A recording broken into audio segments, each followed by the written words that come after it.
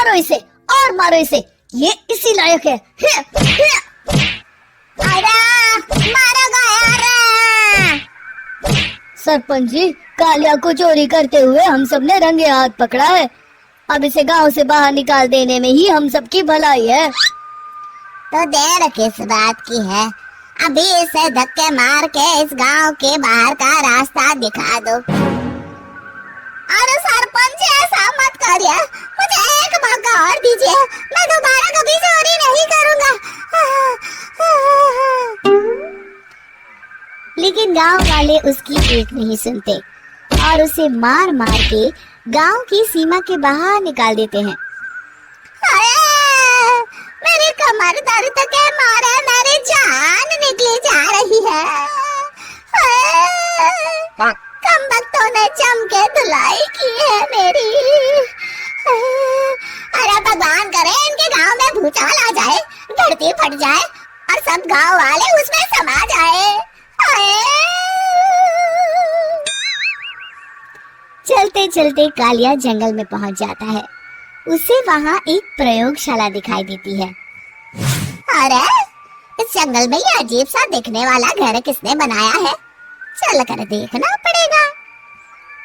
कालिया प्रयोगशाला के पास चला जाता है। दो वैज्ञानिक प्रयोगशाला में बातें कर रहे होते हैं।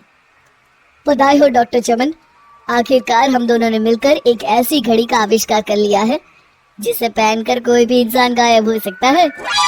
हाँ हाँ, तुमने बिल्कुल सही कहा डॉक्टर जर्माटो।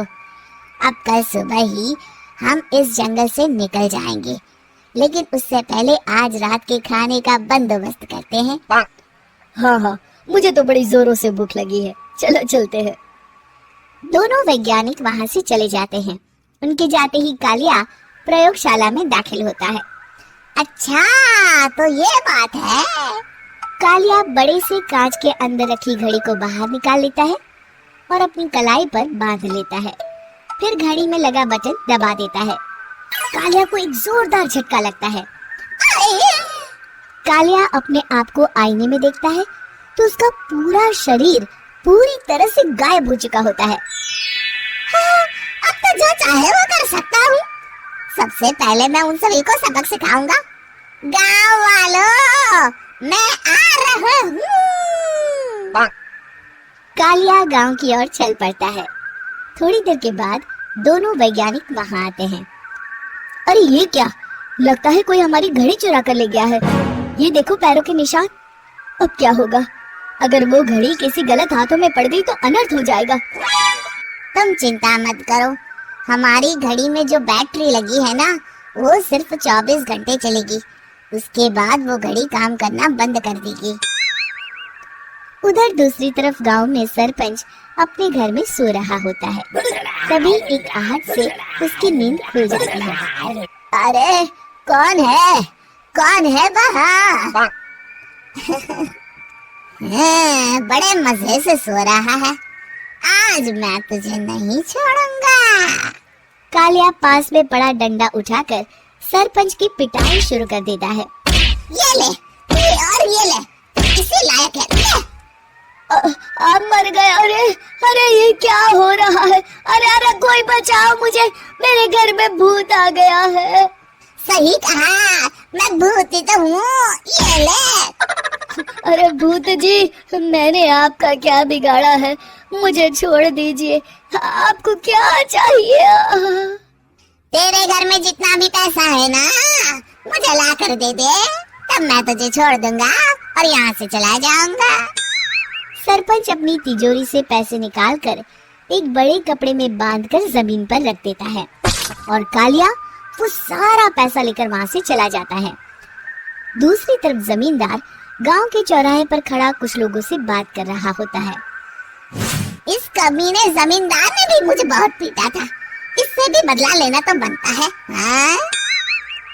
जमींदार अचानक अपने आप को चांटे मारने लगता है। अरे भाई ये क्या हो रहा है?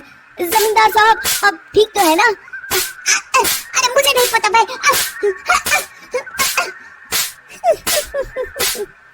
अरे मर गए रे, ये तो पक्का किसी भूत प्रेत का काम है। जमींदार के अंदर कोई भूत आ गया है, इससे पहले कि ये हमारे अंदर आ जाए। मनोहर भाई, अपनी जान बचानी है तो भागो यहाँ से। ये क्या? अरे बाप रे बाप, मुझे तो भूतों से बड़ा डर लगता है, मैं तो चला यहाँ से। अगली सुबह इस घटना से पूरे गांव में दहशत फैल जाती है। सभी गांव वाले आपस में बात करने लगते हैं। अरे भाई, पता नहीं कहां से हमारे गांव में एक भूत आ गया है। उसने कल रात को सरपंच और जमींदार की खूब पिटाई की और उनके सारे पैसे भी लेकर चला गया। हाँ भाई हाँ, ये भूत तो मुझे बड़ा अजीब लगता है। मेरी समझ में नहीं आता कि भूत उन पैसों का करेगा क्या। अरे तेल में पकोड़े बना के तलेगा। बेवकूफ, इस बात की चिंता करके कहीं वो भूत हमारे घर में ना आ जाए। तुम बिल्कुल सही कह रहे हो आर्या, मैं भी इसी बात से घबरा रहा हूँ। अच्छा, अब मैं अपने घर जा रहा हूँ, तुम सब भी अपने अपने घर चले जाओ, उस भूत का कोई भरोसा नहीं है। हाँ। तीनों वहाँ से चले जाते हैं। दूसरी तरफ कालिया सारे पैसों को एक खंडर में छुपा देता है। इतने सारे रुपए तो मैंने अपनी पूरी जिंदगी में एक साथ कभी नहीं देखे। इस तरह कुछ दिनों में मैं अमीर बन जाऊंगा। आज मैं उस मोटे बब्बन को अपना शिकार बनाऊंगा। सुना है दहेज में बहुत सारे पैसे और गहने मिले हैं उसे। रात होते ही कालिया बब्बन के घर में घुस जाता है। मिल गई तिजोरी। अब जल्दी से इसे खोलकर सारे पैसे निकाल लेता हूँ। अरे खुल जा, खुल जा। खुल गई। कालिया पैसे थैले में भरी रहा था कि तभी बब्बन उसके बगल में आकर खड़ा हो जाता है। भाई क्या कर रहा है? हाँ? अरे हट। अरे तेरी इतनी हिम्मत, मैं तेरे सामने खड़ा हूँ और तू फिर भी मेरी तिजोरी से पैसे चुरा रहा है। अरे मैं तो गायब हूँ, तू मुझे कैसे देख रहा है? कालिया अपनी घड़ी को देखता है। अरे इसे क्या हो गया है? हाय, लगता है बैटरी खत्म हो गई। अच्छा, तो आज मैं तेरी बैटरी अच्छे से चार्ज कर देता हूँ। अरे भाग्यवान, जरा मेरा डंडा तो लाना। ये मोटा मुझे नहीं छोड़ेगा। अरे भागो। कालिया भागकर घर के बाहर जाता है। बाहर सभी गांव वाले हाथ में डंडा लिए खड़े होते हैं। अच्छा, तो तू वो भूत है? मुझे माफ कर दीजिए सरपंच जी, मैं आपके और जमींदार जी के सारे पैसे लौटा दूंगा और आज ही हमेशा के लिए ये गांव छोड़कर चला जाऊंगा। शिक्षा, बुराई ज्यादा दिन की मेहमान नहीं होती, एक दिन उसका अंत हो ही जाता है।